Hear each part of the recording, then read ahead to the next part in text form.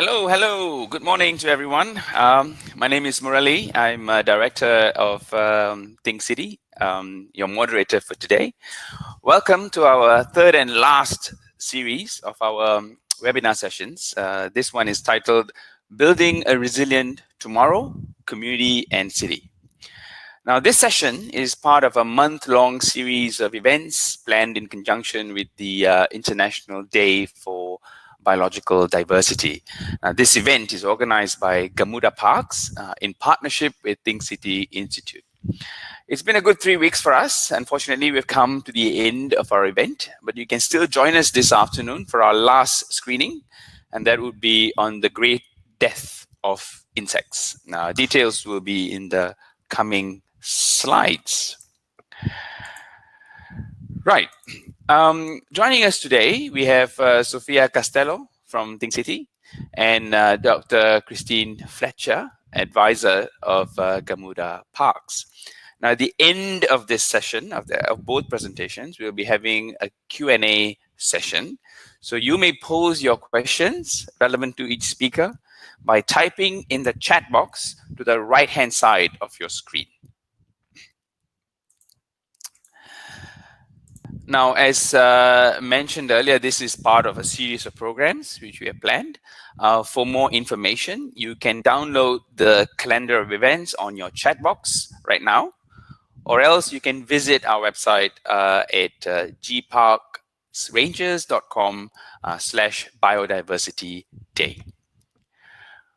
Okay, before we start, a final note on the connection. Now, if by any chance you're having trouble hearing, press the reconnect button at the top of your screen. If you're still not able to reconnect, then try reloading your browser and you will be brought back into the session. Okay, now let's proceed. I'll start by introducing our first presenter, Sofia.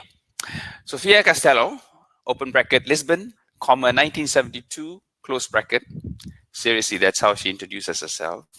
Is a co-lead of Think City's resilience area of practice and a program manager in charge of nature-based climate adaptation for urban areas of Penang Island. Now, she holds a degree in landscape architecture and a postgraduate degrees in project management and climate change and sustainable development policies. Now, she has over 20 years experience in designing, managing landscape and urban design projects all around the world, Europe, China, USA, Australia, and Malaysia. She's a co-founder of an NGO called Mulheres na Aquiterra. Architectura. Look, she's laughing at me. Hard fail, Murali. Yeah. You can pronounce it the Portuguese way. All right, this is the Malaysian pronunciation. She's committed to the empowerment of women in the public space and in the architecture profession. So, Sofia, over to you. Thank you very much, Murali.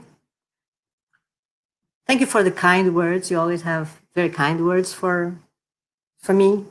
So I'll be talking about the role of nature in cities in the 21st century. I'll address the main challenges and opportunities, population growth, climate change, and also how urban green spaces can help to address these challenges. I'll end by presenting the case study of the nature-based climate adaptation program for Penang Island. The 21st century is presents quite unique challenges for cities, mainly in terms of urban population, which has been growing steadily since the Industrial Revolution, creating great challenges for well-being, lifestyle well-being, and integration of different types of population. So in 2050, the urban population will be 70% of the entire world population, which will be projected to be 9.8 billion people. So we are in the age of megacities, in which people are confined to very small spaces and in which we have extreme inequality. So while we have people living in cluttered spaces, like the image in the left, and solutions are being developed for fitting people in the smaller spaces possible, as with micro housing. We also have the very wealthy living in a very different way and controlling large areas, large privileged areas in the centers or outskirts of the cities. We have all these challenges create opportunities for developing new ways of thinking on how to inhabit the city. So co-living presents interesting solutions, not only addressing the challenges of growing populations, but also challenges social problems that we are facing, such as social isolation and the lack of sustainability. Some of the projects are very promising, and it would be wonderful to see some co-living projects addressing both population growth, social issues, and sustainability developed in Malaysia. So the best example for the inequality we are seeing, the growing inequality we are seeing around the world, particularly in cities, are the refugees, which have increased significantly in the last decades and are estimated to increase even further in the future. These people are removed from the city and are placed in camps that are supposed to be temporary and are becoming increasingly settlements, new types of settlements in which all types of facilities are lacking. Okay, in terms of climate change, I would say this is a bigger problem than population growth. This is the biggest challenge of our age. So we see here that emissions keep on growing, carbon emissions keep on growing despite all Conference of Parties and all world governments agreements in the different COPs, Conference of Parties. So we see that we are not actually achieving a lot through global negotiations. We have here an estimate for average warming increase projected by 2100. So you see here that based on current pledges, we'll have an increase of 2.9 degrees Celsius, following the current policies 3.5 degrees Celsius, and if countries do not act at all, 4.5 degrees Celsius. I must say that the threshold for human extinction on Earth, and I mean human extinction, I'm talking about complete extinction, including in very cold areas like Canada or Norway, Finland. The threshold for human survival in the planet is 4 degrees of increase. We are now at 1.1 global in average. In Penang, it was confirmed by climatologists from USM. The increase is already of 1.5. So this is a very urgent problem that the society needs to focus very much on. Okay, and besides the rise of temperatures globally, cities face their own challenges in terms of extreme weather events, which are disruptive to urban life, destroy infrastructure, and are a risk to public safety. The rise of temperatures with heat stress, which are severely damaging to public health, lead to increased energy consumption, which feeds the carbon emissions, and impact on work productivity. And then because many cities worldwide are located in coasts, they are very vulnerable to sea level rise. Also because it's not only the sea level rise, it's also the pressure of sea level rise on the aquifers. So actually some cities can become flooded by the rise of the aquifers. And then there are opportunities. Cities are naturally warmer than the surrounding green or rural areas due to the urban heat island effect, which is the capturing of the heat by the impervious paved surfaces. So usually this difference is between 2 and 8 degrees. So this is always, you've probably experienced this when you're in the city and then you go for a break, a city break outside of the city, you can immediately feel it's much cooler. But this is an opportunity which I'll present very shortly. Okay. So what happens in Penang? In Malaysia? There's dramatic warming projecting all around the world. But the problem for cities in Malaysia is that the equatorial climate is an extreme climate. So any change can pose a risk to human life. What the most recent studies have revealed is that cities in KL by 2050 will have a climate that does not exist on Earth at this moment. Also, the vulnerability of Malaysia is related to its location, geographical location, as Southeast Asia is one of the 3 regions in the world which will be the most impacted, together with Sub-Saharan Africa and India. So we'll see more flooding, more heat waves, public health impacted, and increased costs due to extreme weather events such as storms and so on. Just so you know what we're talking about, this is an estimate in terms of heat waves increase. So in 1980, there were 20 days per year with heat waves in Malaysia. By 2050, there will be 200 days per year with heat waves.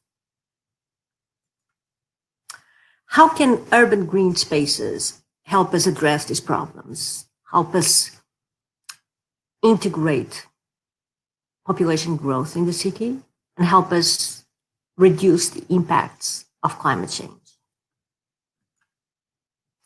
In terms of climate comfort, we have 3 possible solutions: natural systems, artificial systems, and technological solutions. What we know, because research shows us, is that natural systems have the most effective impacts. And I'm not talking only about cost effectiveness, I'm talking about overall impacts. A tree reduces temperature much more than any impervious shading structure. And this is because of a combination of shading and evapotranspiration. So that a tree is actually, a tree functions very much like a small aircon. Actually, there are studies saying that an average size tree produces the cooling equivalent to 10 room-sized aircon. And also they can enhance wind flows and therefore not only remove air pollution, but also increase the airflow and reduce temperatures as a result of this. Urban green spaces can also address very effectively stormwater management and also create opportunities for biodiversity.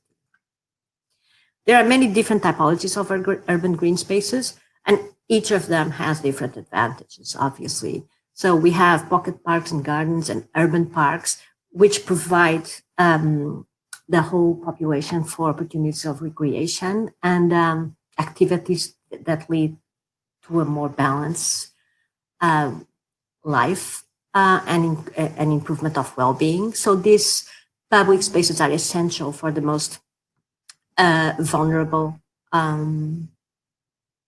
groups in the city, in the communities. Urban agriculture promotes not only recreation, but also activities that lead to health improvement and a more nutrient balanced diet. And then obviously you have green facades and rooftop gardens that are very fashionable, and in this climate you can actually develop, but certainly not around the world, because they would be very Europe, due to the lack of air humidity, it's very expensive and very energy consuming to do so. And street trees, which are excellent examples of maximum benefits with minimum cost. Okay, and there are several co-benefits beyond climate impacts in general, climate adaptation in general. So even in terms of public health, we have there is proved impact in a reduction of cardiovascular diseases, respiratory diseases, mental health. It significantly improves mental health and well-being. Due also to the promotion of recreation and a better integration with nature in our relation with nature. It's also essential for our aesthetic needs. Man is a product of nature and needs to connect more with natural spaces. It also promotes social cohesion because people come together, society, communities come together in these public spaces. And it's very important for biodiversity, which is a subject that Christine will speak after me. Also, green spaces can contribute significantly to the cooling of interior spaces, therefore reducing electricity consumption and mitigating climate change. Cities all around the world are introducing more green elements because research has so overwhelmingly proved their benefits. And also us in Malaysia have been doing so. I'm going now to very briefly present the nature-based climate adaptation program for the urban areas of Penang Island. Penang is quite exposed to mainly flooding and heat stress. So rainfall patterns have become more irregular and the volume of rainfall has increased 50% in the past 40 years. And in the urban areas, we've seen increased flooding events. In 2017, there was the biggest flooding recorded in history, which caused substantial economic damage and the loss of 7 lives. In terms of heat stress and increased temperatures, we have here remote sensing data on surface temperatures. And we can see that this is a comparison between 1988 and 2019. It's very important. These are not atmospheric temperatures. These are surface temperatures. We see here that between 1988 and 2019, the minimum temperature recorded has increased 2.4 degrees and the maximum temperature has increased 8.7 degrees. In community engagements, we have confirmed that the most vulnerable communities are the ones more concerned about increase of heat, probably because they have less access to air conditioning. When we examined the surface temperatures data we have, we can see that there's substantial cooling in tree-lined streets. This is very evident. When you look, you see in this area, you can almost identify the tree-lined streets just because they are cooler areas. In the UNESCO core site that has very little trees, we can see the temperatures are very high. And also by imaging cameras, we have imaging cameras for surface temperatures. We have confirmed this.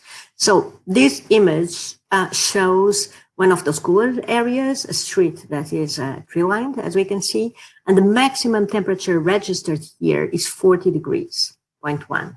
We also see that the lack of shading on this little stripe here with the lack of shading correspond to immediately a substantial increase on temperatures.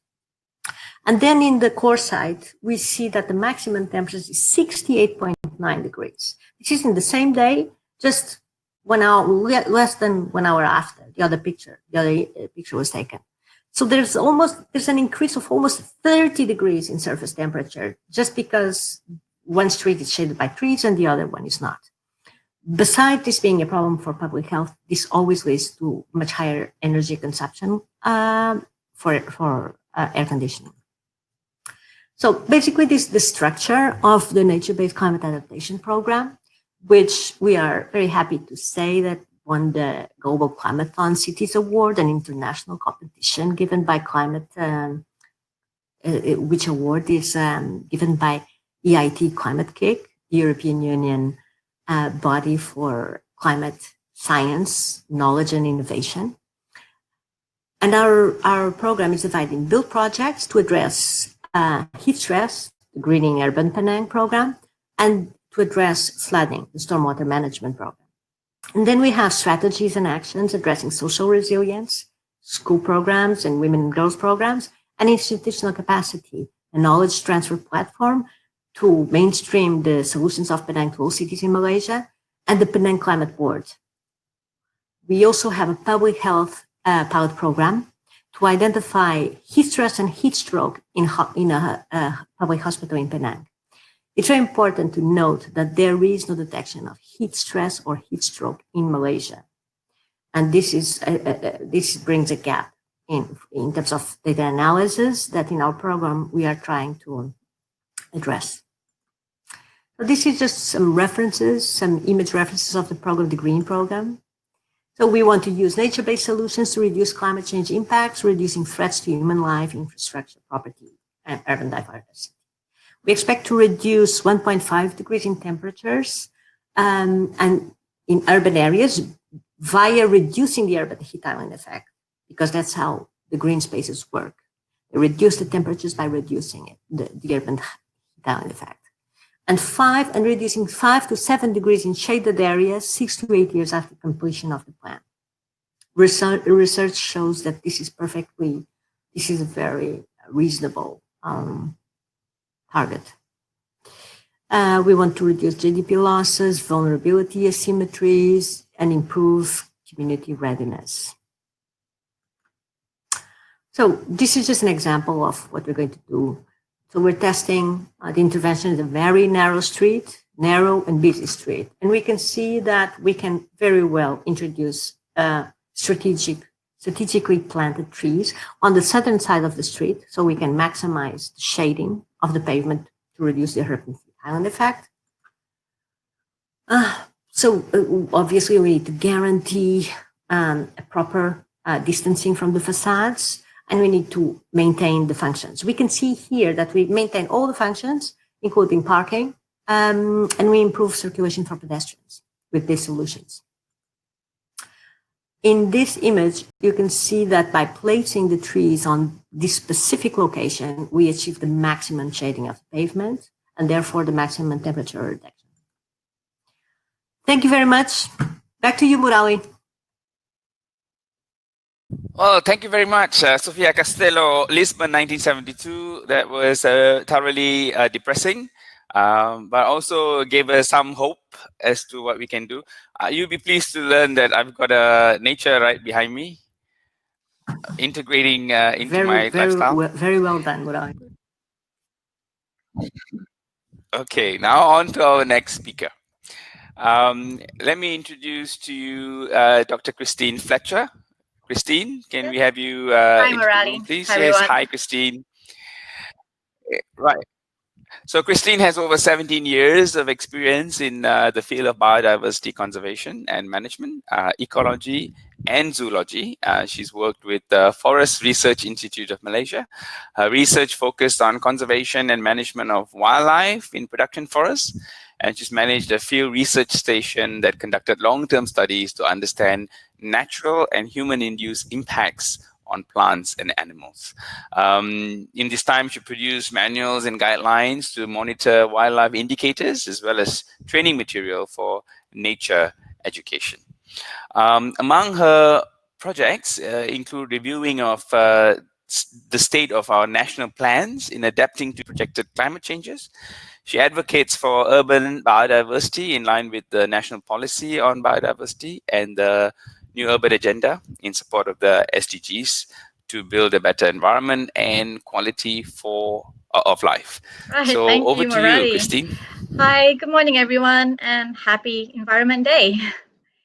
So, thank you to our speaker, Sofia. She spoke about how important having green parks, shaded areas to cool our cities, and how to adapt to climate change. So, what I'm going to talk about is, it's nice having all these greens in our cities, but how can we ensure that these green areas are resilient? How can we ensure that these green parks, these trees that we are planting in our cities, in our urban areas, how can we make sure that they will continue to go on living a good, healthy life so that they can continue being of service to us humans? So I'm going to approach this the aspect of an urban city in sense of resilience in the perspective of an ecologist. And so if you look at the slide, that I am that ecologist. Why I put there, because I'm just putting out a disclaimer that the points or ideas coming out in these slides are of my own, and it's more anecdotal, meaning to say that I'm not going to be quoting a lot of or any scientific papers or citations to support this, but a lot of this is coming from experience and knowledge working in the forest, learning about how the forest works, both animals and plants, and how we can take advantage of that or use lessons from there to help us build a better ecologically resilient city. All right, so that's the quick introduction of my talk. So on the left side, you can see there's this graph showing you the top 50 cities that are considered as the most resilient in the world. And right on top there is Toronto in Canada. This was a few years back, and I don't think this list has changed much in its order or ranking. But what it says is that these cities, it's not that to say that they are not vulnerable to risks of, let's say, climate disasters or even human-induced disasters. They do have vulnerabilities. That's the pink color side of the graph. But they have the capacity, they have the resources to absorb these impacts or to build back or to respond to these disasters and build back maybe even better after that disaster. Yeah, so these cities are really strong cities, but a lot of this criteria is really based on how much money they have so that they can build back, how much resources they have in sense of technology, in sense of building blocks like concrete, mining, and things like that. Where also a lot of this really depends, or I would say if you look on the right side of the map, a lot of the countries listed here are on the northern hemisphere of the world, obviously because these are the countries of greater wealth. But what about countries on the southern hemisphere, like ours? Not so great on the wealth part, on the economic part, but we have a lot of wealth in our natural resources. And so looking at this, how can we then use our natural resources as the building blocks of our resilience? How can we adapt? How can we use this green resources that we have to help us absorb the impacts of climate change? How can we learn from our nature on how we can better then respond to climate change? So Sofia gave some examples just now, and that's really great. But again, when we talk about ecological perspective, it's not just about having trees in your parks. It's not about just having trees around your houses. And I know, Morali, you got a plant in your house, but yay! But what does that mean? What is it in quality wise? How long can it survive? How long can it sustain? Yeah, having just green, beautiful trees is not going to be enough. Having water running through your cities, fountains, lakes, it's all aesthetically beautiful. Yes, it can help to reduce the temperature. Yes, it can help to reduce rain runoff on your streets and reduce floods. But just planting them there and leaving it to its own devices to continuously to grow, it's not going to happen unless you have a few very important ingredients. So this is where the understanding of ecology comes in. How do plants react to different environments, or how different environments have an impact on plants? Similarly to animals, yeah? When you plant different trees, what kind of animals would it attract? Repel, for example? And that's where the ecological perspective comes in. And I will try and share with you some very basic principles of ecology in this next few slides. Right, so I was really mulling over the idea of how to explain what makes a good resilient unit or a city, for example. And it was really pouring yesterday from morning till late evening. And suddenly my son came up, he's 7 years old, and he just made this statement and he said, you know, Mommy, it's raining a lot lately. We need to build an ark. And I'm like, hey, you know, well, it is a good idea because he was saying, once you build an ark, let's go and fetch Daddy at the office. He's riding KL and it always floods there. Let's pick him up, stay in the boat, gather all our fun things, all the things that we love. When the flood is gone, and we'll come back and we will resettle and go on with life again. That, in essence, is being resilient, being able to respond to a disaster and come back after that. So when I looked at Noah's Ark, and I put this picture here because it says quite a few things about Noah's Ark. And for those who are not familiar with Noah's Ark, it's really a story. It's in the Bible. It's in the Quran. It was also depicted in some other religions as well, where God told Noah there's going to be a big flood happening. So here, please go ahead, build this big ark. God gave him the dimensions of the ark, told him how many levels it should have, so that you can place the different animals. And don't worry about the animals. I'll call all the animals to your ark. And you're going to stay on that boat until the rain stops, until the flood recedes. And then you are then supposed to go out and rebuild the nation. So that's the story of Noah's Ark. So imagine us going through a climatic disaster, floods. Okay, it's a very common thing. And I think looking at science, it's also telling us that with global warming and all, we're all going to flood and drown at one point if we don't do anything now. So if we were to be a resilient community and we were to build this ark of ours, what do we need to ensure that this ark is going to be able to restore or make a comeback after the disaster? So let's take Noah's Ark as an example or lessons to learn.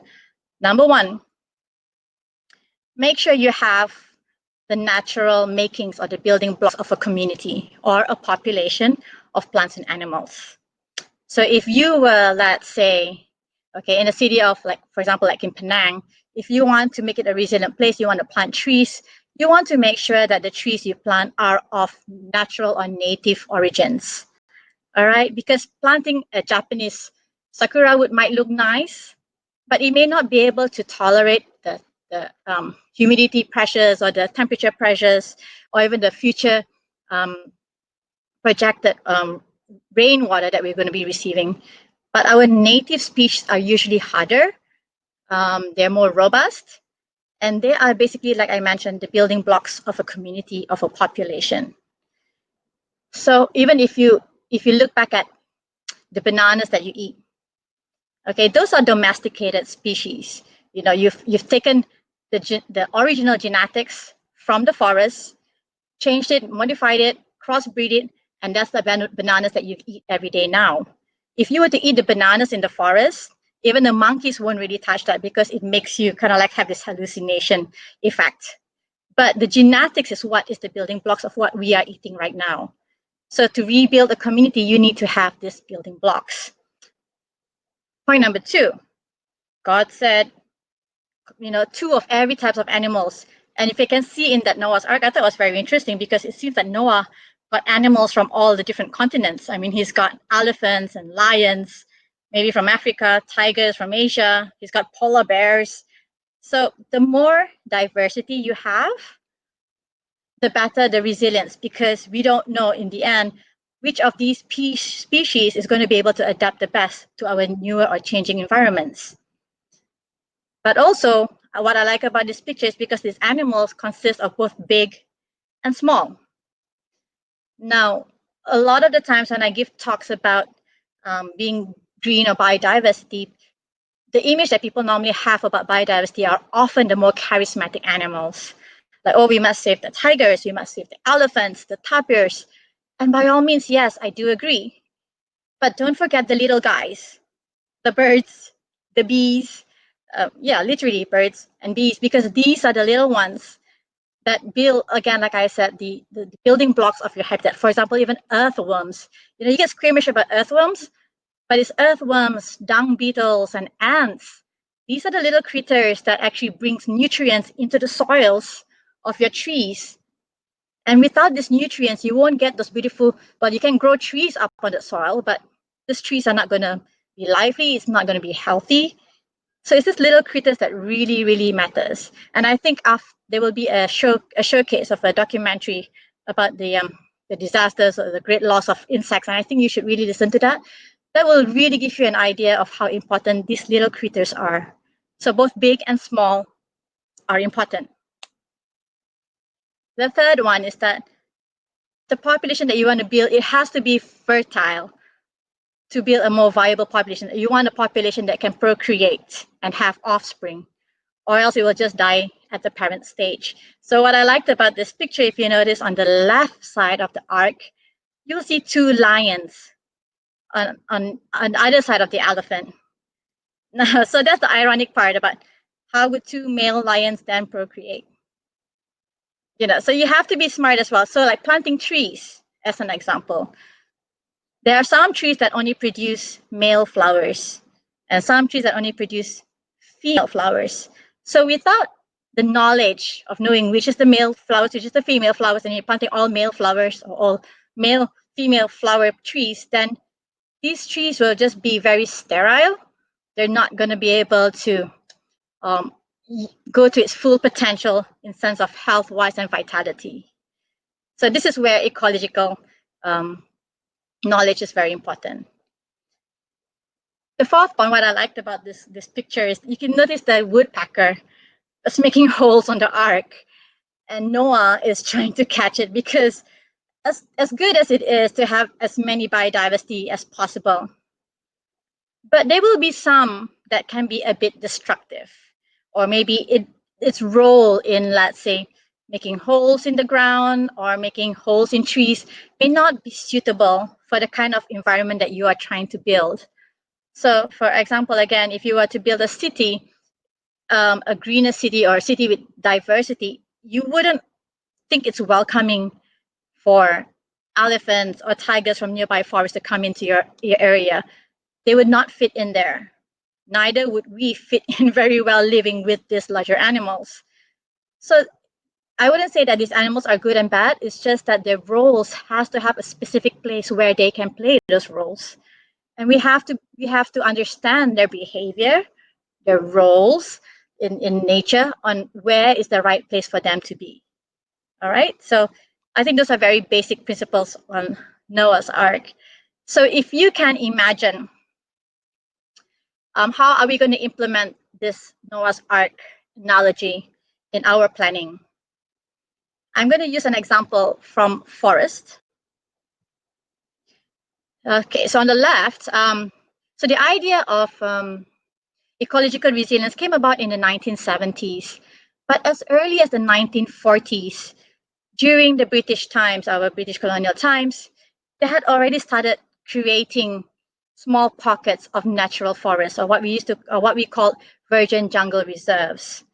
And if you see the picture on the left-hand side there's some yellow yellow boards that tells you this is a virgin jungle area, so you're not allowed to enter because everything there needs to be in pristine condition, in its natural conditions.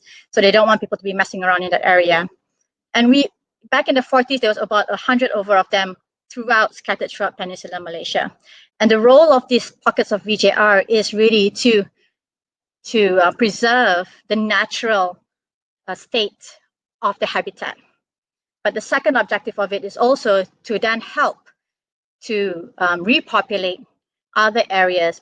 Remember what I said about having the natural genetic building blocks? This is where the source is from for natural forests. So if you were to rebuild or to regenerate forests in adjacent areas, this is where the stock of genetics should come from or can come from. But those are just pockets of natural habitats. How can they be viable? How long can they survive on its own within its own ecosystem? It's questionable. So one way to build up or to boost up their resilience is to connect these pockets of little forest arcs. And I think that's one of the building blocks of the Central Forest Pine project that the Forestry Department is leading in here in Peninsular Malaysia. If you see the map on the right, it's really connecting these pockets of forest, not just VJRs, but any forest habitat, so that it can create a bigger resource of natural diversity, of natural resources, both plants and animals, allow animals to move more freely and to reduce conflicts, again, with people. And I'll be talking more about conflicts later. So this is how ecological principles can be used in planning in the forestry sector or in our natural habitat. But what if, or how do we use that in planning urban cities? So if you look on the left-hand side, these are some beautiful parks that we have in urban settings. So we've got the lake gardens, we've got the typing lake gardens in KL, we've got the typing lake gardens in Perak, we've got the Sungai Pulai in Johor. What if these green areas or pockets of areas were connected to the closest forest landscape or natural landscape? So these pockets of forest would then receive support of genetic flow, as well as movement or even a cooling effect from the nearby forest by being connected to a larger entity. And how it can be connected, I think Sofia had mentioned in some of our programs, they're looking at green networks, so planting trees in rows, for example, blue by using riverways, even monsoon drains, and even brown. This is something that's being used quite a bit in Singapore because you know how built up they are. So they're using train tracks, planting trees along the train tracks and using that as a connecting pathways for animal movements, for airflow, for genetic flow, for plant pollination. So there are ways on how we can make this connection. But so this is just an idea of trying to build up the ecological ecosystem, the resilience of these green parks within urban areas. So let's say if we were to, this is just an example with Gamuda Park. So right in the middle there, you can see a very big area, which is the Bukit Lagong Forest Reserves. And you can see there's two properties there, Gamuda Gardens and Valencia on either side of the forest. So they've already started using these principles of building cities closer, I would say closer, but connected to bigger forest habitats, so that the cities or the townships can take advantage of the benefits of having, you know, a bigger pool of natural resources nearby. But also look at it the other way, how these townships, imagine them as cities, being stepping stones. If you have quite a number of the cities around all these forest habitats, they can actually be stepping stones to connect these larger forest habitats, very much like the Central Forest Pine project. It's just an idea, but you know, if it is planned in the larger landscape, it can be done. It's just upscaling, yeah? And so in this slide, Sofia had already mentioned, these are all the benefits from nature that we can use to make our cities better. Yeah, so she talked about cleaner air, talked about reduced temperatures, combating urban heat island, maybe even reducing flash floods. So these are all the benefits I will not go through, but I would like to caution, it's great having all these benefits, but if you had planned it wrongly, there will be risks. Number one is the continued environmental degradation. So if you don't use the right approaches, the right techniques, you could cause soil erosions, for example, and living too close to green habitats, but you're not taking care of buffer zones can only cause more environmental degradation to the more natural habitats. We also talk about environmental integrity is compromised. So by creating these stepping stones towards habitat, bigger habitat areas, bigger nature forests, natural forests, you're also creating access to people who poachers or wildlife trafficking, also bringing in alien species. This can also happen when we think we are doing good by planting certain species of trees or bringing in some animals, exotic animals especially, and it just disrupts the whole ecosystem. You can see the bottom left picture there of a man holding a red-tailed catfish, which has been found in the Pang River, and it's really eating up most of the local fishes there. And that's very detrimental. It's very hard to control once it becomes invasive. And then we talk about human-animal conflicts. So you can see the picture in the middle there of the otters having a great time feasting on koi fish in somebody's private pond. I mean, for a while during the MCO, people were very excited seeing wildlife in urban areas. Yes, it's nice to see wildlife coming back, but this is not where they belong. For a while, they may seem cute, but after a while, then you will realize, number one, they don't belong here.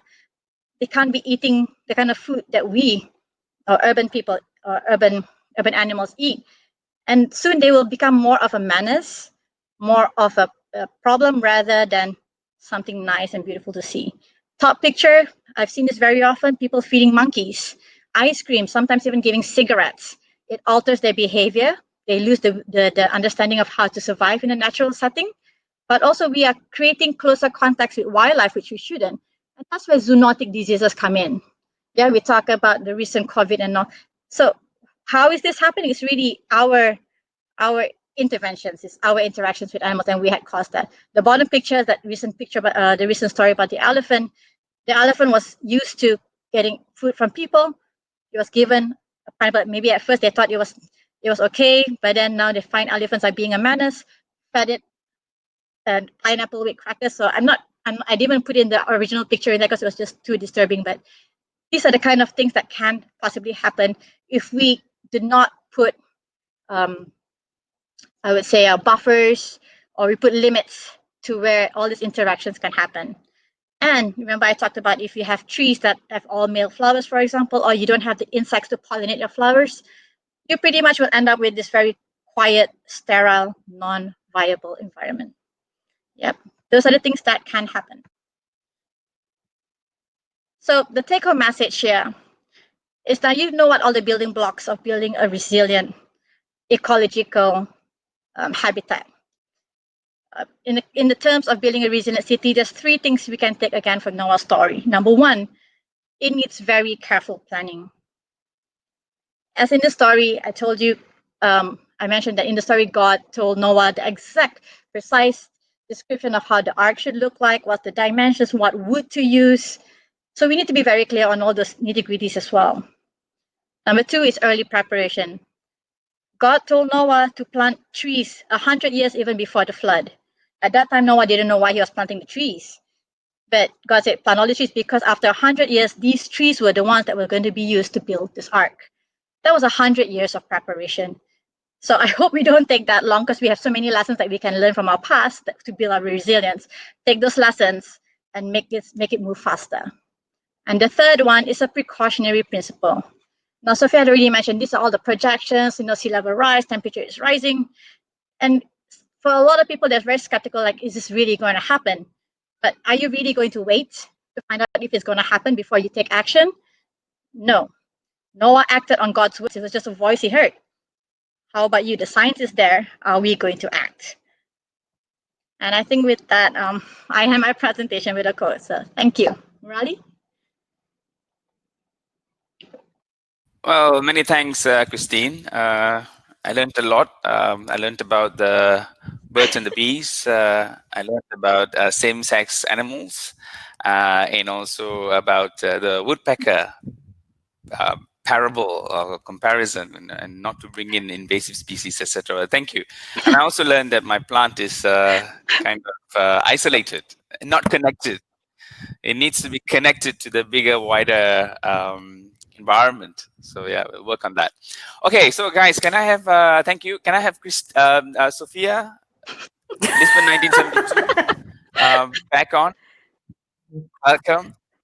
I love this because Sophia's presentation was all about using climate solutions to address the climate change, right? And the effects, the impact of climate change. And Christine's proposition is that in isolation maybe it's just not enough. It solves one problem, which is effect of heat and flooding, but there is a greater thing that you need to think about in terms of biodiversity, gene flow, etc. And often when we talk about climate change and we talk about biodiversity, they are like separate conversations. Because it's almost like, what's I give you an example. If you talk about protecting a forest for the purpose of climate change, you would say, oh, we need to protect the peatlands and the mangroves, right? And that should be higher in hierarchy because of carbon sequestration capacity. But when you talk about biodiversity, then you're looking at rainforests and not so much on this side. And of course, that also you can argue, because whether you're looking at microbes or you're looking at birds, so there's this whole discussion point. But let's just take it the point that nature is nature, and we need to protect nature the best we can while we maneuver how we manage with increasing human populations. Right. Now, we've got like 10 to 15 minutes. So let me take you through some questions that's been posted on the chat group.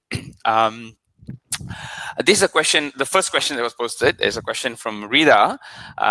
Now, honestly, I don't understand the question. Sorry, Rida. But I'll read it anyway. And one of you put your hands up. So do you think it's important that the government should start focusing on sustainable community models to create the right mentality while developing sustainable infrastructure and livelihood? Okay, how can we instill adversarial continent AQ to community, especially in Malaysia, where we are not used to catastrophes, right? So we don't have the hurricanes, etc. So how can we introduce the notion of having to protect the environment and push sustainability to our local communities? Sophia? Maybe Okay, Sophia. I can go. Okay, first we need to raise awareness on the issues. That's very important, and we need to raise awareness among the population, because the population are the ones that elect politicians and pressure the electoral officials to act and develop a more or less sustainable society. So we cannot forget that the governments are a reflection of the population. When you said, you just mentioned that we have no, the person asking the question mentioned that we have no hurricanes or tornadoes in Malaysia. No natural or man-made disasters, but we do things like landslides. You have floods, So as you pointed out, heat waves.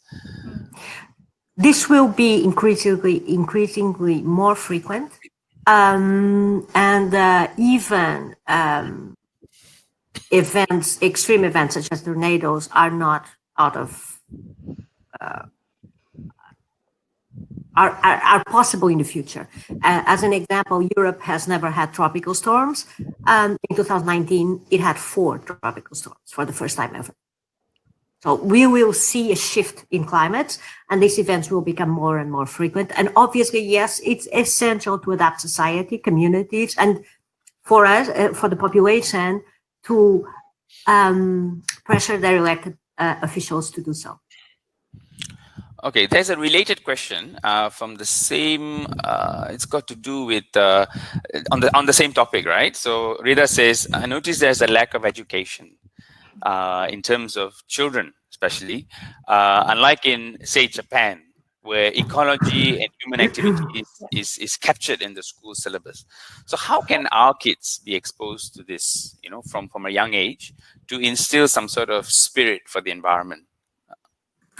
Very timely question, because we're just in Think City, we're developing a program for youth climate and environmental action. It is true that the youth in Malaysia is particularly unaware of climate risks and environmental issues. We have confirmed it in community engagements, so it's a widespread problem in Malaysia.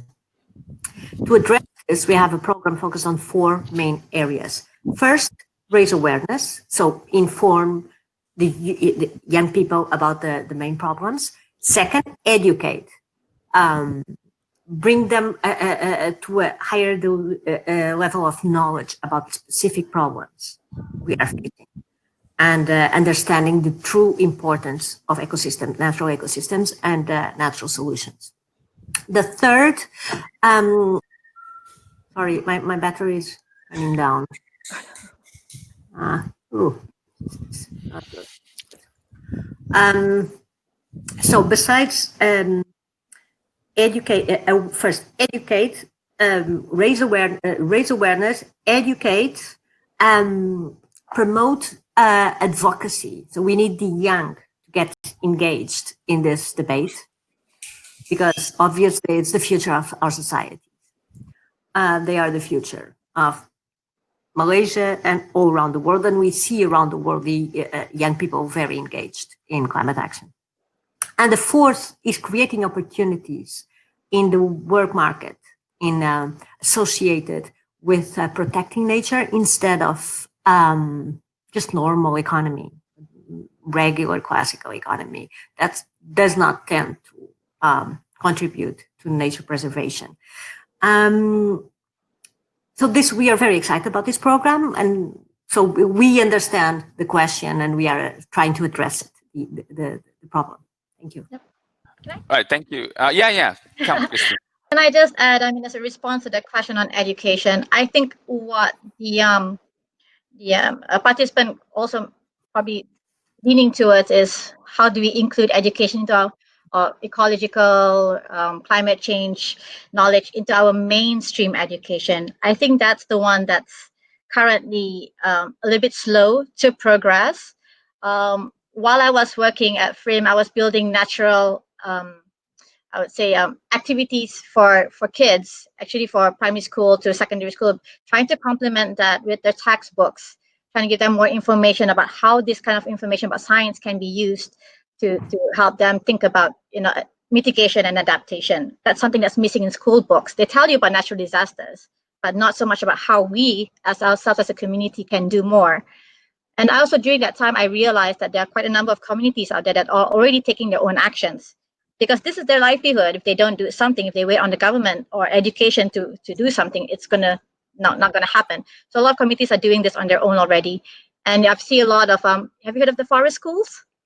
It's kind of like a new growing movement right now. There's a few I've noticed establishments who have started forest schools where kids go there for after school activities. They learn about survival skills, how to make use of or learning about plants and animals and what is their roles and what are our roles as protectors. So it's a very forest-based, nature-based syllabus. It's very it's more, I think it was more advanced in even like in Indonesia, full syllabus, a whole day of just forest education. So we're slowly getting there, but we have to depend on communities, on NGOs perhaps. For example, like even in G Parks, we have the G Parks Rangers. So Gamuda really created like this scout movement to teach kids about urban biodiversity and what their roles are. So it is out there. We just have to look. I mean, it's not in mainstream education. It should be, but it is out there. We just need to search for them. Yeah, Think City, of course, is one of the programs. Thanks, Christine. So we've got about like 5 minutes. So let me take you through some of the remaining questions. In fact, just as you mentioned, when I was younger, we used to have a subject called Alam dan Manusia. Yes. Yeah. So you really learn about the interaction between human and nature, but now you don't have that anymore, and kids don't seem to have that thing at the back of your mind. And one other thing that we could actually explore is maybe seeing how we can learn about nature through the eyes of our indigenous communities. They basically live off the forest, right? And in a sense, they are guardians of the forest because they understand sustainability. It's in their blood. So it's also a thought. Okay, there's a question here, which is in terms of the current pandemic, do you think it's impacted on these issues? Has it changed these risks, climate risk, by accelerating or slowing down the risk? Does it make a difference? Does the pandemic make a difference to issues of climate change and biodiversity? Okay, maybe I can go, Christine, and then I can go for the climate part, and you can complement with the biodiversity. Sure. About all the animals that I've been exploring the cities lately. Unfortunately, in terms of carbon emissions, the pandemic did not have extraordinary results. The latest reports show that the decrease in global carbon emissions has not been as substantial as initially hoped. This is not this is not the case for urban pollution. Air pollution has substantially been reduced, which is always obviously very beneficial. My main concern is that things may go back to normal. So we had an opportunity, this pandemic was an opportunity for us to examine the way we live, to stop. Some people have called it the Great Pause. And it is actually an excellent designation. And we should take this opportunity to think what kind of world we want to live, if we want to live in the world, because we are very much at risk if we continue in this course. So this is how I view it. The pandemic has an opportunity to reflect and to, but not has having solved any problems. But, over to you, Christine, for biodiversity. Right. So in recent weeks, we've been seeing news articles about, wow, look at this animal is now resurfacing in our waters. We are seeing fishes now in the water because the water is cleaner. Less effluents are coming out from the restaurants and things like that. And we're seeing wildlife, walking, crossing roads. Is it a good thing? Well, it only just shows you how wildlife or how biodiversity can thrive without us. Bottom line. All right. So it just shows that who is the one that's causing these disruptions. That's one point that we can take home message. But the other thing is that I don't think it's going to last long.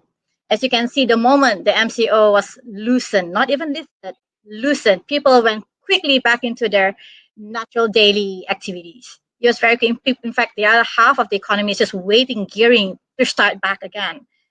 And so I thought, as Sofia said, it's very temporary. It's just a pause. I try to have good thoughts about humanity, that they will change. But the sad fact is that a lot of them will just go back to their old ways. I don't know what it would take for them to do a 180-degree turnover. But I did use this opportunity to tell people how this COVID came about, because I studied bats. So whenever there's a zoonotic disease pandemic like this, they come and ask me like, oh, your bats caused it, didn't it? But I would turn it around and said, bats will not just come up into your face and just pass you the virus. No, it's our behavior. It's how we do things, how we do our economics, how we hunt for the animals, how we eat them, how we prepare them, how we Remember, I said feeding monkeys ice creams and then putting it back into your mouth. No, this is how things happen. Unbelievable. I've seen that, really. So, and you don't educate them. They put the blame on nature. So, I think there's a lot of lessons we can learn, but we've seen it happen so many times. People will just go back to their old ways, maybe slightly less, but we'll see how it goes post-COVID. I think also, despite the slowdown, we are actually, in terms of climate, we're actually dealing with centuries of emissions. So the impact is going to be felt no matter what, right? It's already on that trajectory. Interesting that you mentioned about the wildlife coming back and Yesterday or day before, we had reports of tons of fish dying off the coast of Penang. And just fish floating everywhere. And the report was that it's because of algae blooms, and causing a drop in oxygen, I believe. I think that's the cause. Correct me if I'm wrong. And that is, in a way, also a cause of what's that? Is that climate change, or is that nitrogen pollution?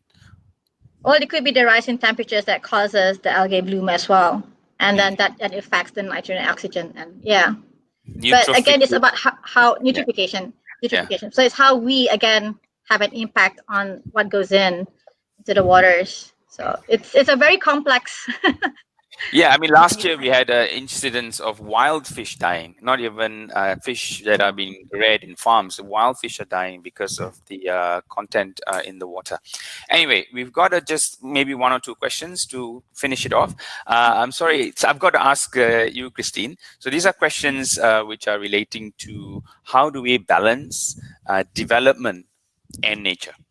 So when, as you know, we in Malaysia, let's just talk about Malaysia. We have a growing population, and the projections are such that I think I forget how many percent, but it is growing, and because of the growing population, there is need for housing, new developments, and plans are approved, and developers, not only Gamuda, there's so many developers in Malaysia, and they naturally would have to set up new townships, and there's demand for this because people buy, right? So how do we balance new settlements with biological diversity? What can we do? Right. I mean, looking at policies and guidelines, it is there already on how to build a sustainable city, a township, so that we don't waste resources. How can we have green cities, for example? It's all out there. So it's really it's the onus of the developer to implement it and to be truthful in how they take up these actions. But I would like to take a step back, because when people say, oh, there's just so many people are, population is growing, we need more housing. Yes, that's true. But I'm also bringing the point that we are quite a wasteful community. How many abandoned housing projects can we see? Why do we need to build new housing areas if we've got those abandoned ones that we can actually use or rebuild or redo something about it? That is such wasteful resources. It has already cleared up the land. There's nothing much. I mean, you can regrow the area, but it's not going to come back to its original state. Can we rework on those abandoned areas? There's a lot of abandoned lands, alienated lands that just grows grass. I guess somebody just came at one point, maybe, I'm not sure which authorities cleared it for some project, decided to abandon it, and then just left it as it is. In every district area, if you look at the district plans, there is what they call tanah kosong, empty lots of land. These are the natural resources that we are not optimizing. So instead of opening up new areas, let's look into these kind of areas. Let's not be wasteful. Yeah, I mean, I would say that's the first thing you should do before looking at opening up new areas. In other words, what you're saying is, first step is look at brownfield developments, existing sites, repurposing. And COVID actually provides a very good excuse, right? Because you might see malls going empty. You might see people working from home more, so there may be a lesser need for offices in downtown. So what's going to happen to all these spaces if half of us are going to be working from home? So could they be repurposed for mixed use, and then the whole issue of, as you said, brownfield developments, resuscitating abandoned projects, re-looking at warehouses, turning them into housing, etc. Now, the issue of coming on that issue of opening up new areas, what do you think about urban growth boundaries? That's in the National Physical Plan, but many states don't really talk about it. So what do you think about urban green boundaries, and how do they relate to biodiversity and forest reserves? Right. I think that was kind of like that slide I put up about the idea on how we can actually use or position these development areas so that it can both benefit or adapt from the natural adjacent forest areas, and it can be adapted into the city to, again, like I said, gene flow, airflow, water retention, things like that. But it also, as I mentioned, in sense of planning, okay, I'm not a landscape planner or an architect, so it's hard for me to provide solid input on this. But we have to have zones where people are not allowed in those areas. That is more to allow the biodiversity to thrive and to avoid, again, I say we want to prevent zoonotic diseases. So how do we separate these two entities, the biodiversity from the people, the undesired biodiversity is what I mean. Yeah, because we do want to attract good things like birds and insects, but we don't want to get too close to biodiversity. So, and then we talk about the spillover of effects or impacts of pollutants from cities into this habitat area. So there should be some range. I don't know the exact dimensions of the buffer areas or the distance from the forest areas, but I do believe that there are some very clear guidelines in the physical plan on how this can be carried about, but it is the minimum guidelines, and I do trust that developers will be responsible to do more than what is required. All right, thank you. Sophia, are you there? Yes, Murali, just a second. I turned off my camera because of battery. Okay, fine. But I'm here. I'm here. I just need your help with this. So there's a comment here which is saying that centuries of emissions has brought us here. That's quite disingenuous. Since industrialization, humanity has caused more emission than in other parts of human history. I think that's fair. I think started in mid 1800s, right? The Industrial Revolution. Yes. Yeah. So it's about 250 years of emissions. Well, but the point is that what do we have to do today to arrest or counter the emissions of the past? Can we, that's coming back to your first presentation. Do we continue as is? Do we reduce slightly, or do we go zero? So maybe you can just add. Yeah, it's a very good question, because it's the question, right? Because obviously scientists want to we need to reduce carbon emissions. It's very difficult to capture, particularly CO2 from the atmosphere, because CO2 has a long life in the atmosphere. Unlike other gases, because the problem of climate change is a problem of heat trapping gases, but some of them have a very short lifetime, so they are not as threatening as carbon dioxide.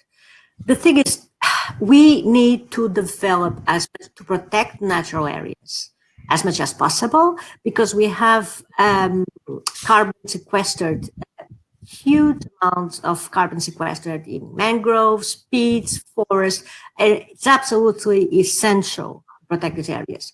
We should expand also as much as possible.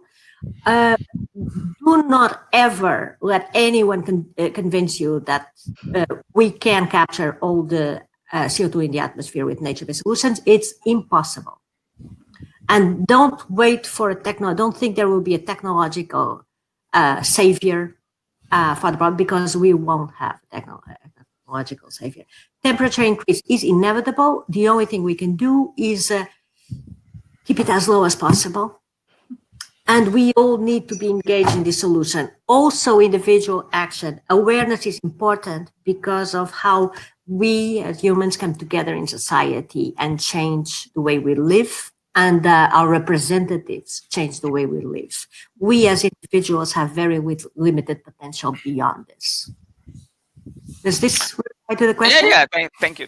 That does. All right. I think we've come to the end. I think the bottom line is, also reading the chat group, is that there has to be an emphasis on sustainable consumption. Responsible and sustainable consumption. I think there's SDG 12 or 13, right? And one of the issues actually is having factored in the cost to the environment into the products that we purchase, right? So do we sufficiently capture the externalities in biodiversity loss and in carbon emissions into the products that we purchase? And that goes from cars to flats and condominiums, so everything that we purchase, even like when we buy an avocado from South Africa, or a bottle of wine from Chile, the transport costs, etc. So are we actually, there is no mechanism at the moment to accurately capture, and maybe that's something that we need to look into in order to encourage sustainable consumption with the climate, with the environment and biodiversity in mind. So thank you everybody for joining us. We've already exceeded our time. 1 hour has gone to 1 hour 15. So may I just thank Sophia and Christine for your talk and for answering the tough questions. I'll just take you to the slide on the screening, which is happening later. So this is, we'll be talking about the disappearance of insects around the world and the threat that we as humans face due to this situation. We're losing our pollinators, and insects are facing scarcity of food, eventually threatening the food chain. Right. We have now come to the end of our webinar, so thank you. And before we go, I'd like to leave you with this video by Gamuda Parks. And thank you for your time, and hope we'll see you again.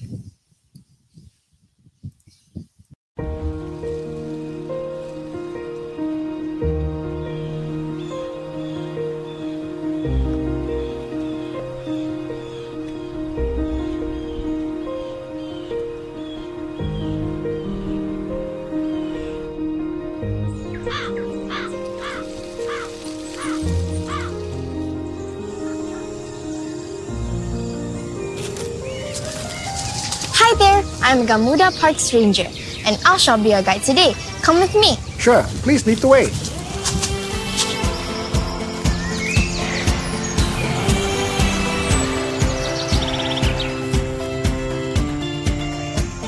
Wow, these trees are huge.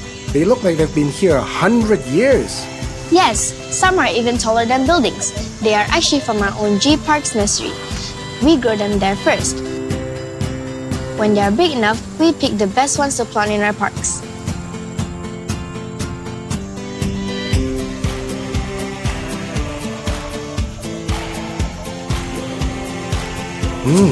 Even the air smells clean and fresh. Yeah, thanks to the trees, our friends. They clean the air for us.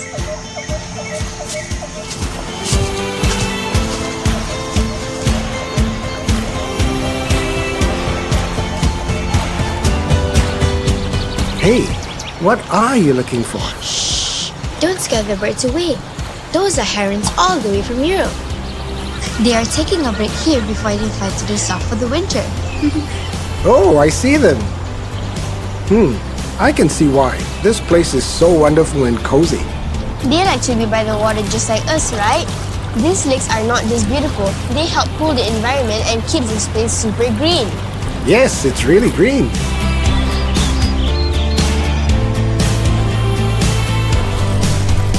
Wow, look at all these dragonflies. There's so many of them here. Did you know that they only hang out around clean waters? Our wetland plants help filter the water here.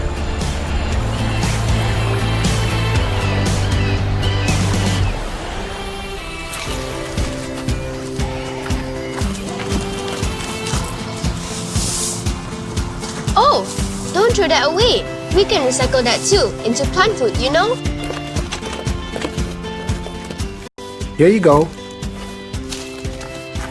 Look, I found some paper. Do we recycle this too? Oh yes, you learn fast. Remember to always recycle, reduce, reuse, refuse, and repurpose.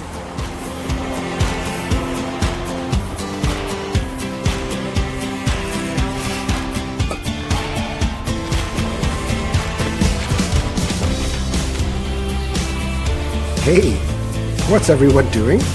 Can I join in too? Of course you can. Farming is fun. You can help us plant some terong. But before we put the seeds in, we make some of the compost from our composting yard to help it grow better. Yes, ma'am.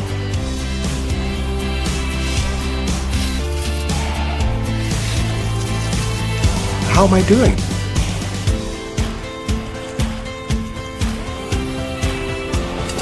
Okay, just put it right here. Hey, who are you talking to? Just a new friend.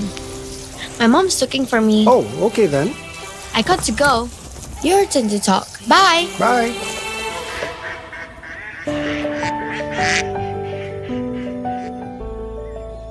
Everything you see began with the belief of listening to what the land has to tell us. This has always been the guiding principle for us in creating a sustainable environment where biodiversity can blossom, a place where we can put nature's best foot forward. These efforts are crucial in our fight against climate change. for our generations to come.